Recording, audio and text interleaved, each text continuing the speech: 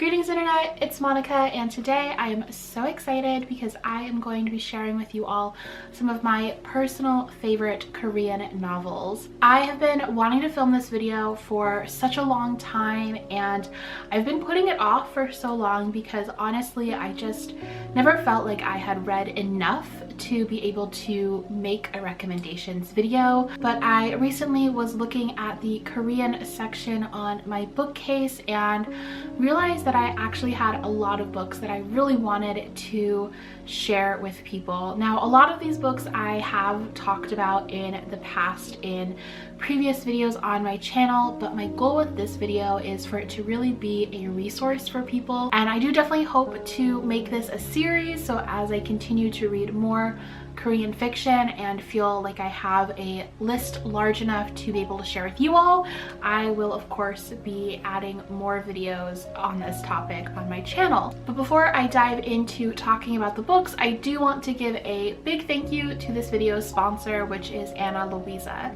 Luisa is an amazing jewelry company. They offer high quality jewelry pieces without the luxury markup. Their pieces start at just $39, which is amazing, and I also love that they are completely carbon neutral. They offset 100% of their carbon emissions, and that goes from when they're sourcing their materials to all the way when they're disposing of their pieces. I love that sustainability is such a core value for the Luisa brand, and I also love that they are such an inclusive jewelry brand. This is something that I feel like unless you've struggled with this, you probably wouldn't really notice it, but it was one of the first things when I was first introduced to Luisa that I noticed was that their rings go up to, I initially thought a size 10, but they actually go up to a size 12. Many of them are completely adjustable, and finding a high quality jewelry brand that offers inclusive sizing for rings is, I will be honest, almost impossible. One of my new pieces is this ring over here. This is the Chloe, and it's this really beautiful braided gold ring. I love that it's super delicate looking. And I'm also wearing these Mim earrings. They give me such rich mom in a K-drama vibes, which is honestly everything I aspire to be. But yeah, I love these, and I just feel like they elevate every outfit I wear. And then I also have this really lovely and delicate butterfly necklace. It's the tiniest little butterfly, and I just think it's so cute and lovely. It's definitely a daily wear necklace for me. And then lastly, I have this bracelet. It's just a simple chain, but I love the style of chain. And then I also of course love the little heart charm that comes on it. They're also doing some really exciting Black Friday sales, so if you want to check that out, I will be sure to have links and info in the description box below. But without further ado, I'm gonna go ahead and jump into the books. So I initially wanted to put these books in some kind of order, but I couldn't figure out an order, so we're just gonna dive in. The first one is probably the one that I think I read the most recently, and that is Kim Ji-young, born 1982. And what I love about it, I mean, there's a lot that I love about it, but one of the things that I love about it is how unique the narrative style of this book is. Kim Ji-young is one of the most popular names in Korea for women, and so in this novel, by following our Kim Ji-young, we're really getting the story of every woman in Korea when it comes to everyday sexism and how it impacts their life from infancy into adulthood, from marriage to the workplace, and everything in between. This novel is almost anthropological in the way that it follows Kim Ji-young, and that doesn't sound like it's going to be the most compelling read ever, but it is. Like, I could not put this book down. I found it completely captivating and just eye-opening. For me, especially reading this,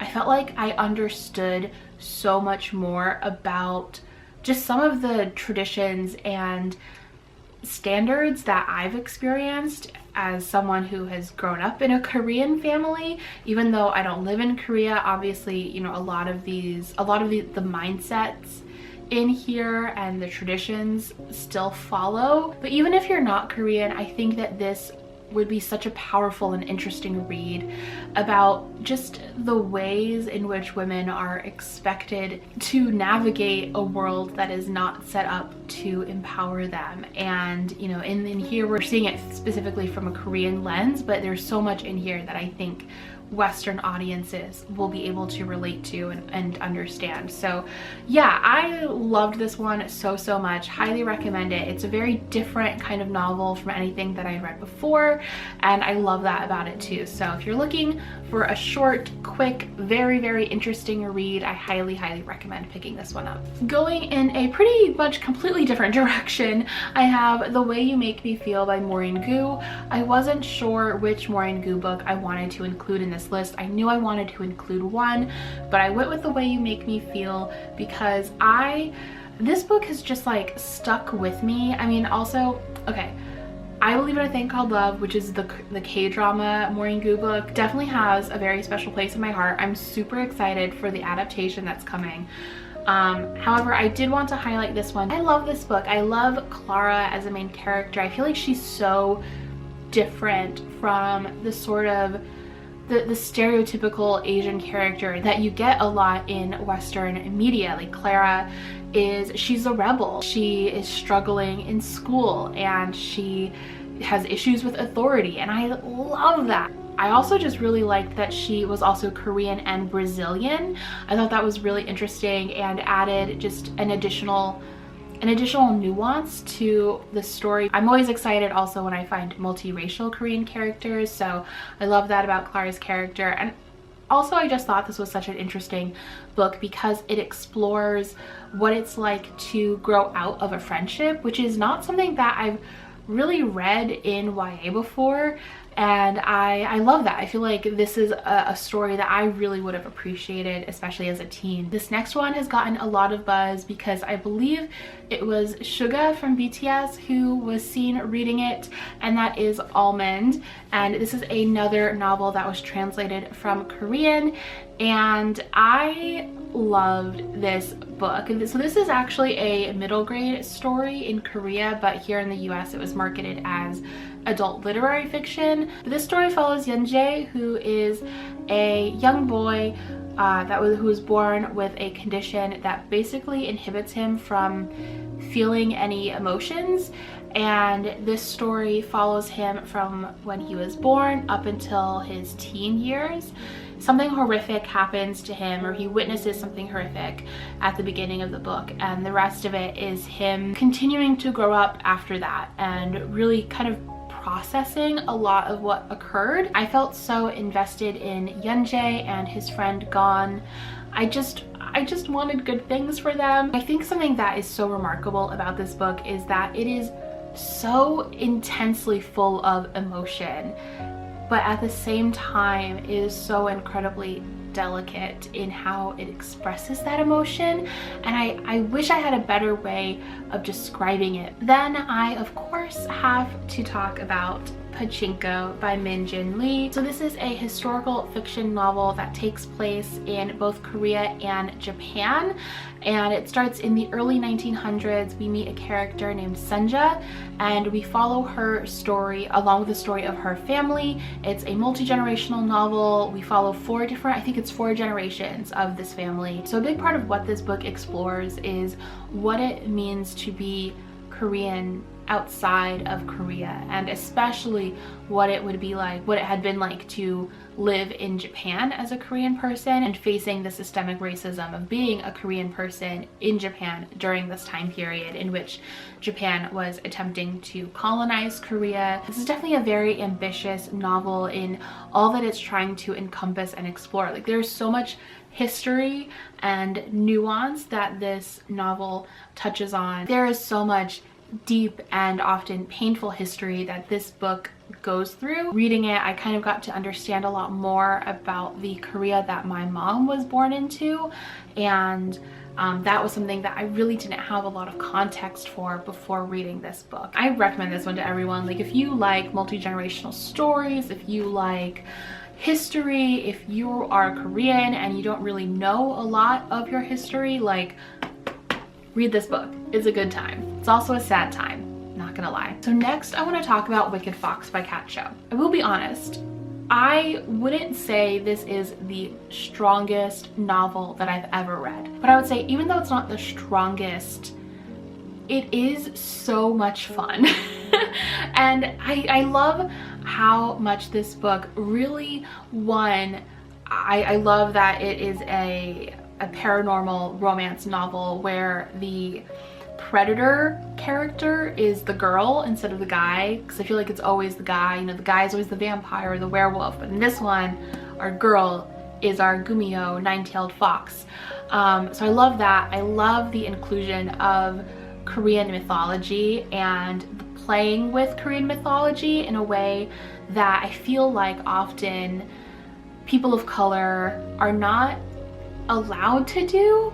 Like, it's weird, and I've definitely felt this like fear of not being authentic enough. And this is the thing that frustrates me, is that like if you're a white author, you can play with like Western mythology as much as your heart desires. With Asian authors, I often see people ask like, oh well, is it like authentic? And there's sort of like this expectation that you're almost like only allowed to retell the original story and not allowed to play with those tales. And I think obviously learning and exploring those original stories and those original myths is really important, but I also think it's really important for our own voice as authors to be able to, you know, have fun and also, you know, broaden the original myths of their identities. And this is something that you see so much in Korean dramas. Like, if you look at the way that Korean dramas depict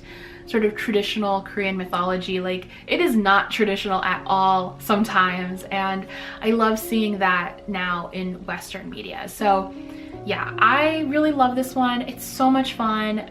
I think if you are like a huge fantasy snob, you might not love this one as much, but regardless of that, I just had so much fun reading this one, and it makes me super hopeful for like the future of just Korean mythology in fiction in general. I want so much Korean fantasy. That's all I really want. I just want lots of good Korean fantasy written by Korean authors. That's my dream. So for that reason, I have to share this one. Then I of course have to recommend If I Had Your Face. This is one of my favorite books from this past year. I think I read it this year, right?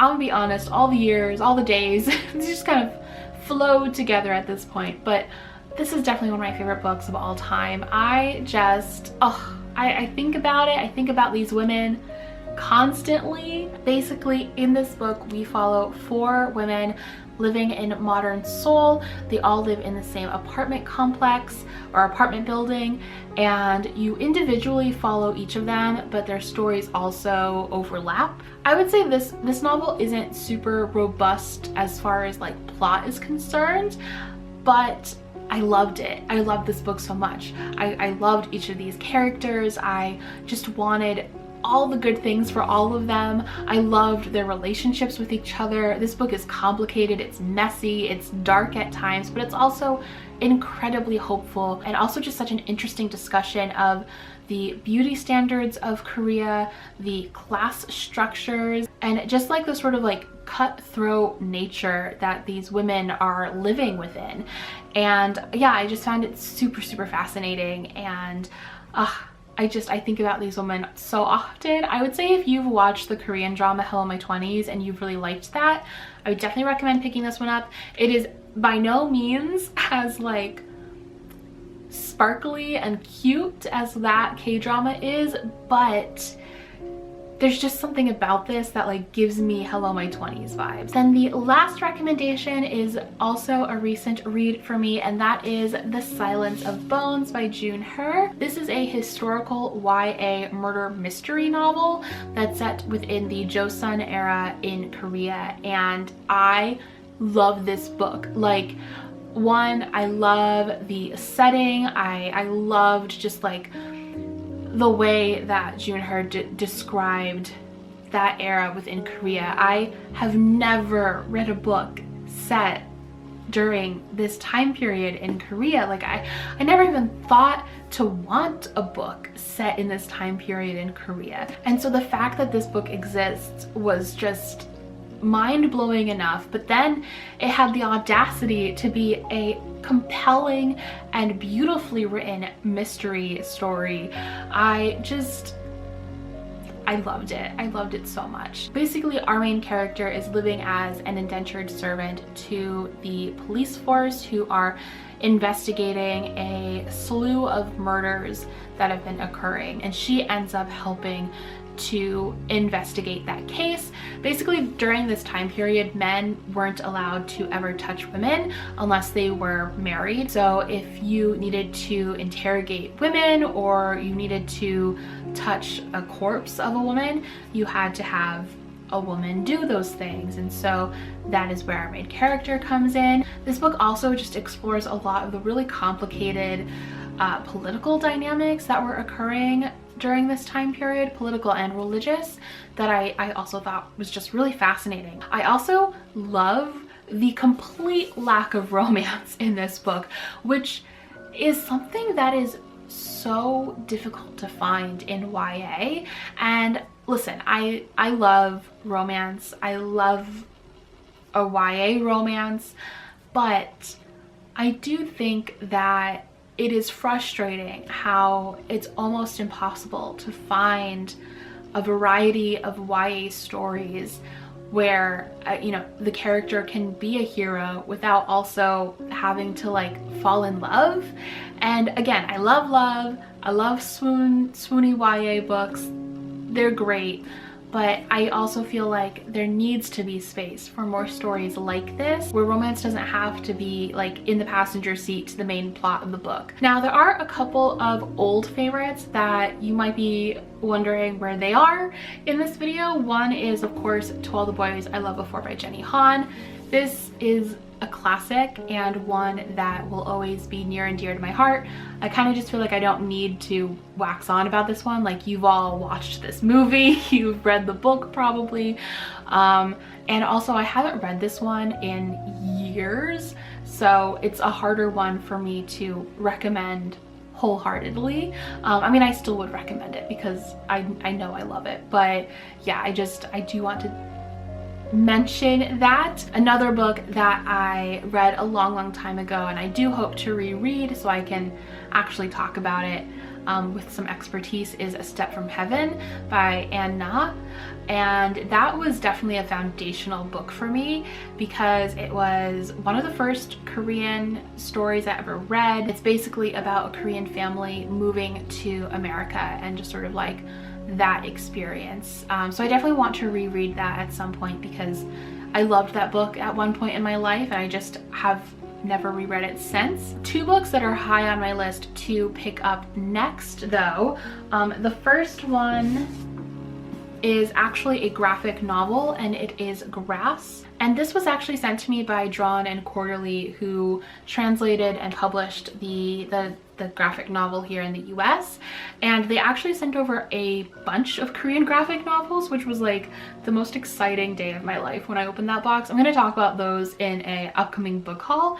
But this one I have just been so excited to get my hands on because it just sounds amazing. This graphic novel tells the story of a woman who was forced into being a comfort woman. If you're not familiar with comfort women, basically during the colonization of Korea by Japan, they forced women into, for lack of a better phrase, sexual slavery. And it is a extremely painful part of Korean history. It's something that the Japanese government continues to refuse to acknowledge and tries to hide and erase from history as much as they can. But it's so important to continue to tell these women's stories and to just remember what these women were forced to go through. So yeah, I am so excited to own this book and cannot wait to read it.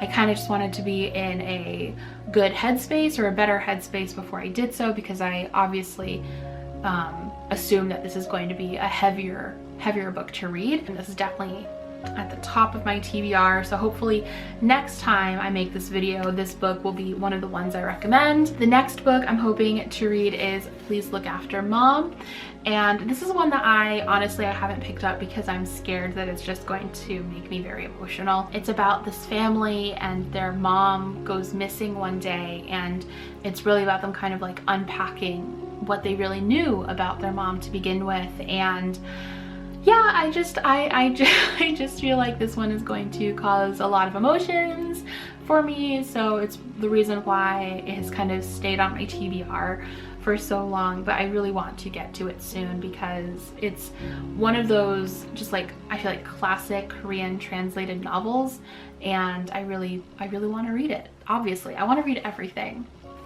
in the world. This is my problem. So yeah, this is my lovely stack of Korean novels that I recommend you guys check out. If any of these appeal to you and you end up picking one up, I'd love to hear your thoughts on any of them. If you have any recommendations for me, I'd love to hear any of your recommendations, or if you have recommendations for books that depict your own culture, I'd love to hear about that, because I'm always looking for new own voices books to add to my TBR. But yeah, thank you guys so much for watching. Thank you again to Ana Luisa for sponsoring this video. Once again, I'll have links and info in the description box below for their jewelry and especially their current Black Friday sale. But thanks guys for watching, and I'll talk to you next time. Bye!